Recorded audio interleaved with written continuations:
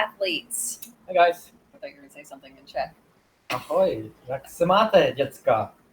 Dobrý den. Then, Dobrý den. so we don't have our typical furry crew, but I guess I have a little teddy bear here. It's part of this apartment. Our Airbnb. Yeah. Yes. And I apologize in advance if it's a little noisy. We have to have the windows slightly open and the fans because we are AC-less. AC-less. Yeah. AC-less. That's a good word, AC-less. Yeah. And today is not as bad, but when we arrived, wow, it was over 40 degrees Celsius, which is extremely hot, which is like over 90 degrees. And really, really hot and sunny. And none of these houses have AC, so it gets pretty toasty during the day. No. We have 3 fans going in if here. you open the window, then you get more hot air in, so it's a little tricky. And then the contrast, the hallways of the houses are pretty cool because they have like stone stairs and the walls, and it's actually pretty cooler air there. Yeah. So we've been here a week. I thought we'd give a little bit of an update, starting with our travel. Our travel was extremely smooth. And I think one of the main reasons why it was so smooth is we gave ourselves plenty of time. I wanted to make sure, Carell just kind of follows along. And so I wanted to make sure that we had plenty of time to go from each place. And when I say plenty of time, several hours. So we first drove to Charlotte to meet with Meg and Kelly Philnow, and they took us to the airport. I gave ourselves about a 30-minute buffer up to an hour in case we were in any traffic or any delays. So we had time to just chill at their house. They took us to the airport. Our flight didn't go off until 3:50. We got to the airport at noon. So we had almost 4 hours. The check-in process was super smooth. Everything went fine. Our bikes were free. Our luggage was free. So let's pause there and just kind of like talk about the check-in with the bikes and how it went, and it's a situation that may happen, and we kind of learn that even if you are at the check-in, the clerk, they have the power to waive the fees if needed, right? Mm-hmm. And on their end, it showed like we have to pay for the additional luggage. It wasn't just for the bike, but we each have 2 suitcases basically. One was a suitcase, one was a bike. And on their end, it showed that only one is free, and the additional one is $100 for international flight. Well, Marnie, our travel agent, she looked it up earlier, and we were supposed to have 2 cases free, 2 luggage free per person. So after some negotiation or like explaining, what we could see on our end, what they saw, Marnie presented.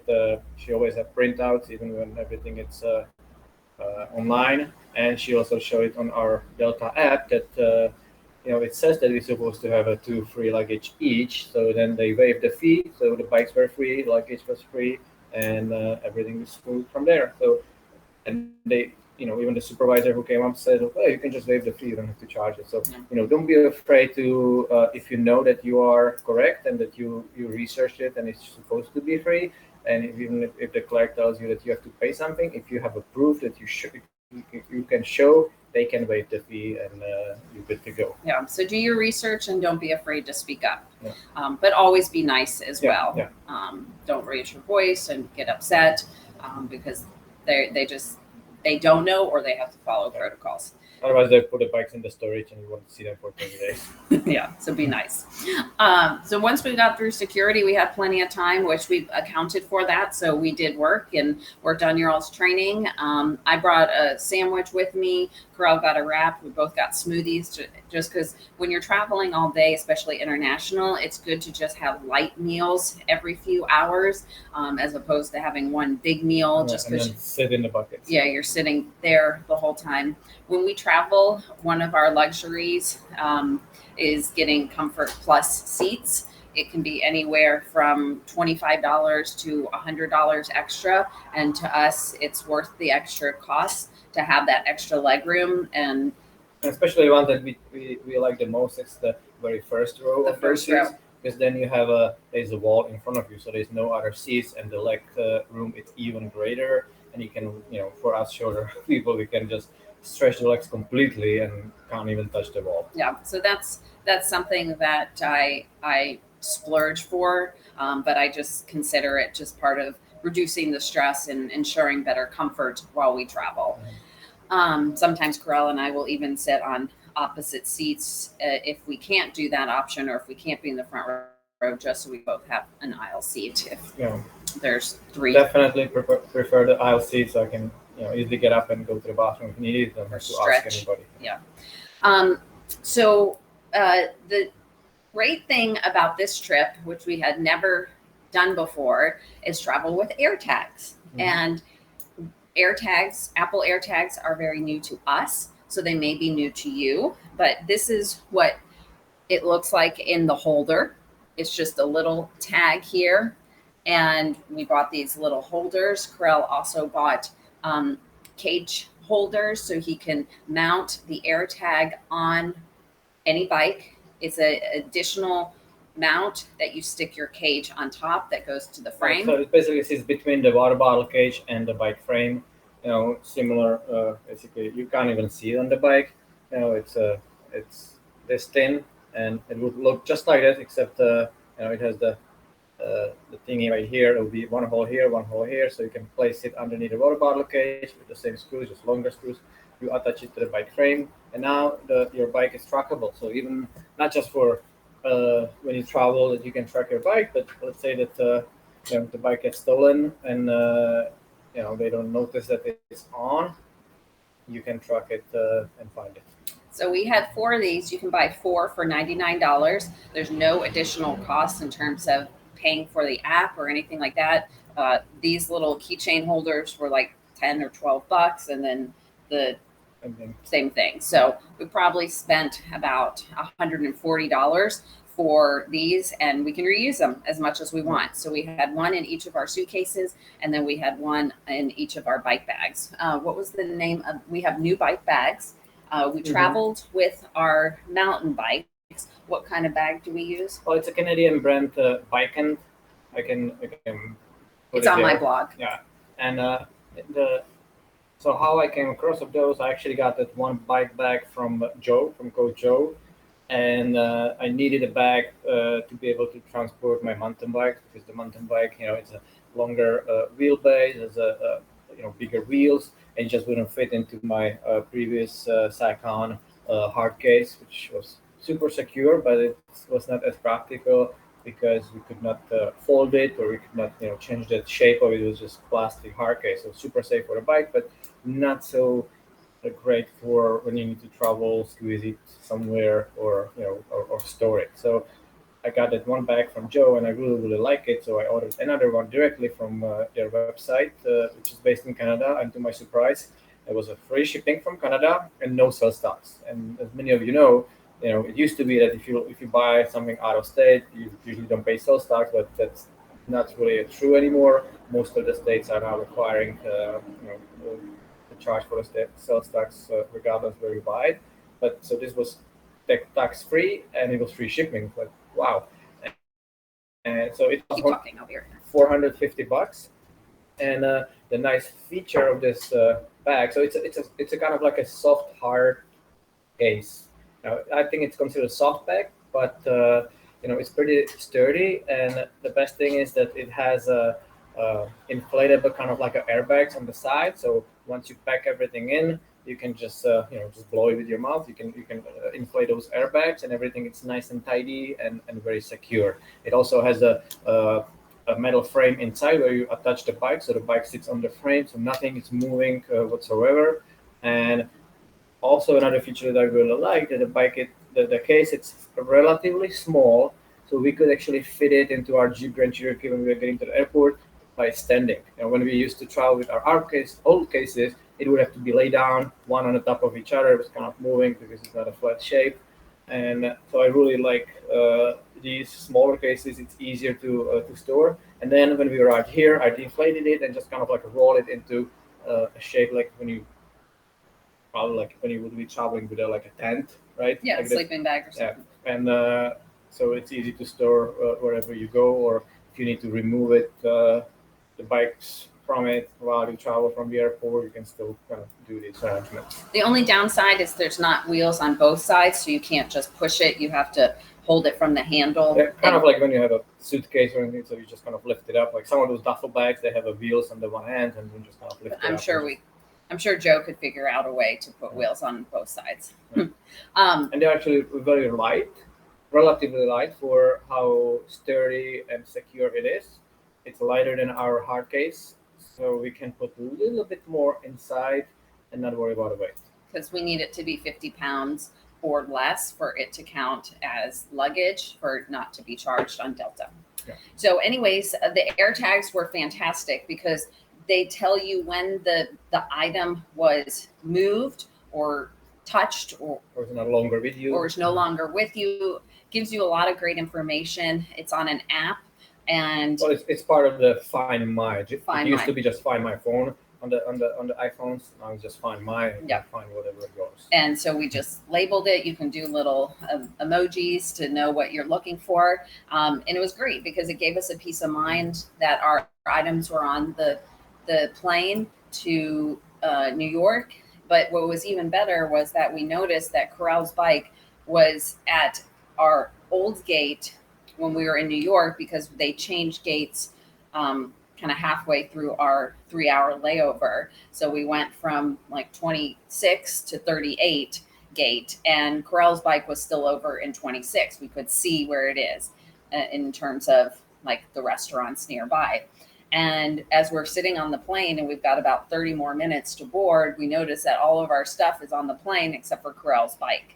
And so as we're getting closer to the boarding process being done, I went up to one of the flight attendants who was very nice, and I showed her the app, and I said, we're concerned because our bike is over at gate 26 and it needs to be on this plane. And she said, no problem at all. I'll contact the gate agent. And then about 10 minutes went by, didn't hear anything. And she said, don't worry, it's an emergency situation. I told them the situation, and lo and behold, the bike ended up on the plane. So that's one of the great things also about the air tags. It's not just saying, hey, can you check and see if my bike is on, or wondering. You actually have confirmation. Yeah, you can do something about it. Yep. So, so everything went well. So we rented we got a car from Roman, teammate Roman, and our good friend. And at first he wanted to give us a bigger car, a Mercedes kind of luxury minivan with massage seat. Marty was getting massaged as we were driving from the airport. I did like that. Roman's assistant picked us up at the airport and loaded us in the Mercedes V-Class. It's the one that Jan Florino likes to travel with. Yes, very nice. And so that was just a quick like an hour drive to Roman's place, and then we have options to either keep this bigger luxury car, or there was also available a small Hyundai, which I wanted. If I can fit everything we needed into the small Hyundai, I would rather take this because the streets in Europe are tiny, narrow. There's a lot of parallel parking. Parking spots are super small and tight, and everything is parallel parking. And after being in the United States for 22 years, I'm not as comfortable and handy with those situations. Although I still can very easily parallel park, and it always takes me one take, right? Mm-hmm. You're very good at it. It was easier, and also not to worry about it. The bigger car. Yeah, it gets stretched or something. So much more practical to have a small car here. And it's just to everybody's surprise, we fitted those 2 bike cases there, 2 large suitcases, backpacks, everything in. It was packed to the roof once we folded the seats. And we have AC. And we have AC in the cars. It was awesome. But it is a manual. It's manual. Yeah. So I won't be driving for a month. Yeah. Yeah. So Corral does all the driving. And it's a diesel, so it doesn't really eat as much gas. So it's not just about how much the gas versus diesel cost, but the diesel engines are a lot more economical. So it's another thing to consider. When you travel, usually you can't really pick which car to get, but if you have the choices, the diesel is definitely, that's what everybody drives here. Yeah. It's usually like really economical turbo diesels and stuff like that. So Corral he has a license from when he used to live here in Czech. It never expires. Yeah. But he also got his international driver's license, which if you're planning to drive internationally, it's just $20 at AAA if you're a AAA member.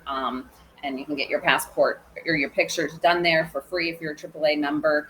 So we got that taken care of. Basically, what it is, it's just a translation of your American driver's license, and it is required in the most countries. And you can leave a list of the countries where it's accepted. And we learned this the hard way because in I don't know when it was 2015, 14 when we were 15. here, we got stopped, just a random check on the Austrian interstate. They basically reroute the whole traffic to one of those. You would call it like a rest area. And they were checking car by one, and Just random. yeah, and we didn't have that. And the good thing is that in the system, I still have my old Czech driver's license, which I accepted because I didn't have it on me. I just got a ticket, pretty hefty ticket, 300 euros. But if I wouldn't have it, we would not be able to continue. They would basically stopped us. You cannot drive anymore. Somebody else have to come and pick you up. So it's really important to have it, and it's kind of silly because I can make those at home, easily. It's just a piece of paper, and a dude and an old gentleman at the AAA just handwrite the stuff there, your name. Nobody can read it after him, and put a stamp AAA on it.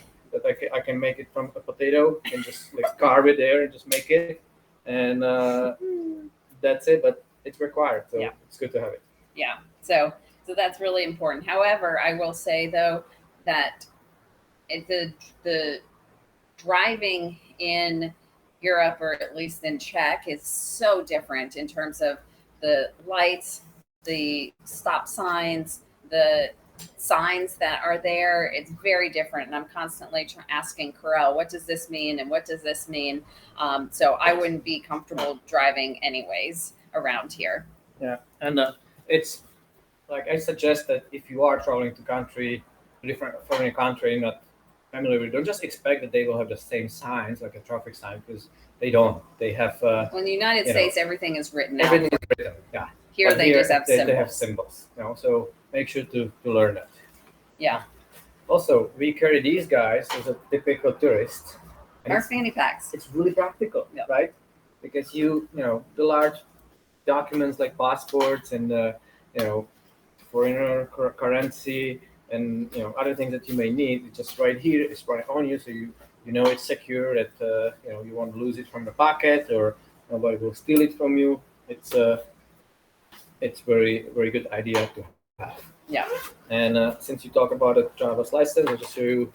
That's basically what it is: international permit, and it basically just have pages that are kind of silly. And this is the AAA. And if anybody can read what is up here, that's what the gentleman wrote there. Yeah. It's all my information. But basically, it's just a translation of the American driver's license. And since we are at it, I can show you my Czech driver's license. Like Marty said, it never expired. So I got it in 1994. That's when I got my first driver's license. So you have to be 18 I was to drive 18. here. Yeah, you gotta be 18 to be able to drive. And Marnie can attend because that we saw. You see these driving schools Lots of driving schools. everywhere, and they have to be in this tight traffic, parallel park, and everything. So it takes hours and hours driving in the real car with the stick shift and learning how to drive. So this right here. That's me. Look at the hair. Yeah, where'd it go? Mm. So another thing that has been fantastic, just because it does get warm here and a lot of places don't have AC, I found this online on Amazon, and it had great reviews, and you always trust the reviews on Amazon, and it is the most amazing fan ever. I'll get the name of it because I don't know. So it has 2 speeds. This is the high speed. You can touch it and it doesn't hurt you. And then you can also put it this way, so you can just set it down wherever you're sitting. It's actually stronger than these big ones. Yeah, it's very strong. And then it also has a USB port here. And then it also can turn into a flashlight if you need it. Yep. So, And the USB is so you can actually charge your phone because it is the power bank as well. yeah. So speaking of power, I don't have any. Oh, here. So also traveling internationally to get universal. It's not really universal, but you typically can In find Europe. like what would work in most of the Europe, and like for example, England have slightly different outlets, but Yeah. in But we the know that majority of the these work. Europe, these will work. Yeah. So then we can plug in our computer and Anything that you bring in that and charging. just expect that you can plug it anywhere with Yeah. the US plug. And knowing that we It also have, converts the voltage because here they have a 220 volts while we have 110. so I did not bring a hairdryer because I've learned that lesson. And there are head dryers everywhere. And we have 3 of those just because we knew that we would be needing to charge a lot of things during our oat route Budget. quickly and having all those. So the last thing I just want to mention, we're having a great time here. We've been staying really busy, but whenever you travel internationally, is always just having an open mind that things are going to be different and accepting that and welcoming that and not trying to make everything as familiar at home, because you can learn a lot. You can learn a lot about yourself. You can learn a lot about the culture around you. And I think it's really important to, when you travel somewhere, to not expect things to be exactly as you're familiar with. And something that I've had to get used to the 5 times that we're here. Same thing with Corel, even though he grew up here. But one thing is just being on a different routine. We're not sleeping great here. The pool doesn't open until 10 o'clock. We usually eat lunch with his mom makes us lunch. It's ready by noon every day. Noon is the universal time. Everybody gets lunch at noon. Yeah. Grocery stores shut down kind of early. And by lunch, we mean like the big meal of the day. Prepared warm meals. Yeah. Grocery stores shut down early. Sometimes restaurants aren't open. So it's just getting used to these different things, and we try to be very active, but it's certainly not our typical routine, and we're okay with that, even going into our next 2 events. I will say, though, that in the United States, at least what we're familiar with in Greenville, and I know in Florida when we were there, is swimming etiquette. Here is a absolutely beautiful pool. There's 2 pools. There's an 8-lane, 25-meter pool. There's 2 long course lanes in this main pool that has like a lazy river. There's slides. There's a lot of things in the main pool. And then there's a kiddie pool. And there's a kiddie pool and other slides. It's a fantastic facility. They're also building an indoor pool. So for Corel's small town, it's incredible to have.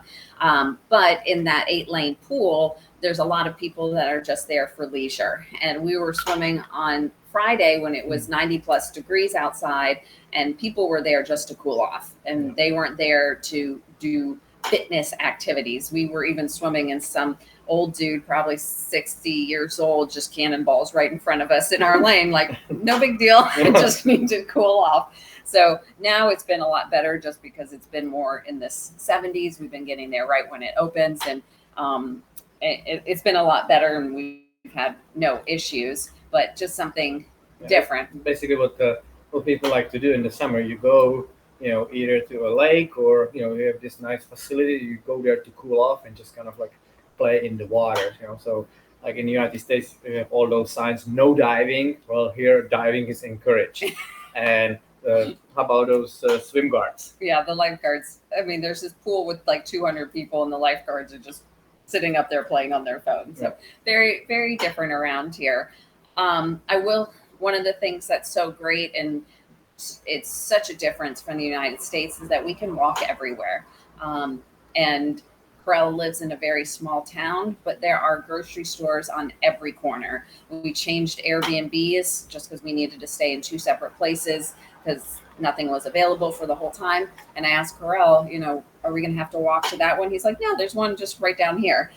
So we walk everywhere. It's just not practical to drive. And I'm sure it's like that in a lot of the big cities, if you live in Chicago or LA or New York or anything like that. But I just, even thinking about Greenville, Carell was joking, could you imagine if there was a grocery store at the end of our street? But even still, even if there was a grocery store, 1 mile away, there's no sidewalks to walk on. So, and people in apartment complexes, people drive with the garbage, right? Yeah. So it's just not there. It's just very accessible to bike and walk everywhere because it's more practical that way. It's just driving isn't practical and it's expensive as well.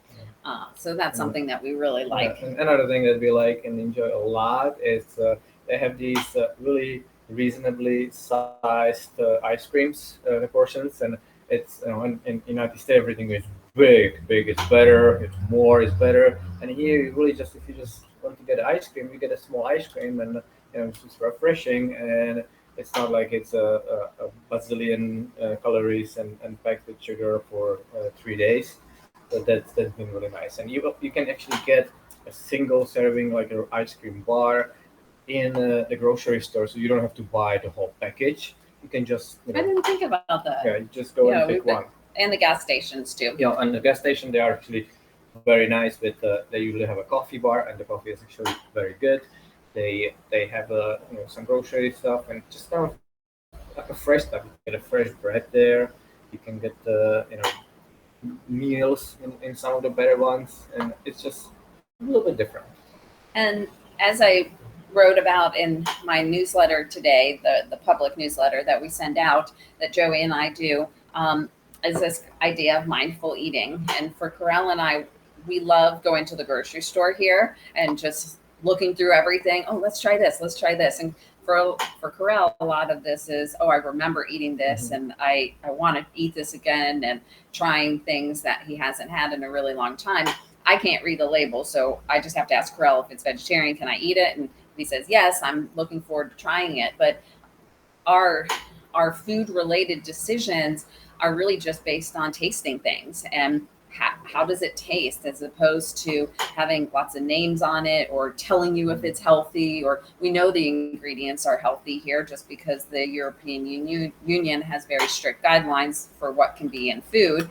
So that kind of takes away some of the guessing. Yeah, and every single day we eating pastries, right?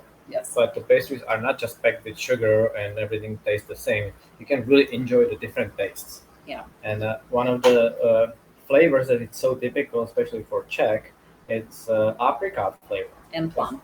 Plum and apricot. And it's seasonal too. Yeah, it's seasonal, and it's just if you talk about a jam, the first choice is always apricot. That's the jam. Like strawberries and anything else, that's kind of like that would be the second choice. Yeah.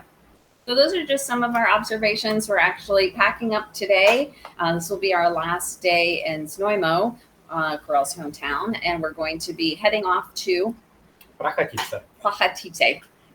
That's where the extra European Championship will be this weekend. So we are heading there, driving early in the morning. We'll meet up with Honza, again your teammate who lives near Prague, and then Roman will join us on Friday, and Carell also your teammate. So we'll have kind of Tri-Marty get together. For my first Xterra. Play in the dirt.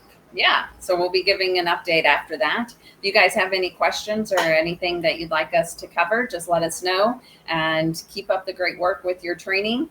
And just remember that this is a lifestyle that we all live. Triathlon isn't just about the results or race day, but just what we get to do. We've been mountain biking, we've been running, but we get to do all this because we're healthy and we take care of ourselves. So keep that in mind, that there's more reasons to train than just reaching that finish line. All right, take care. Good. Ciao. Oh, bye-bye. That's what my mom said. Bye-bye. Bye-bye.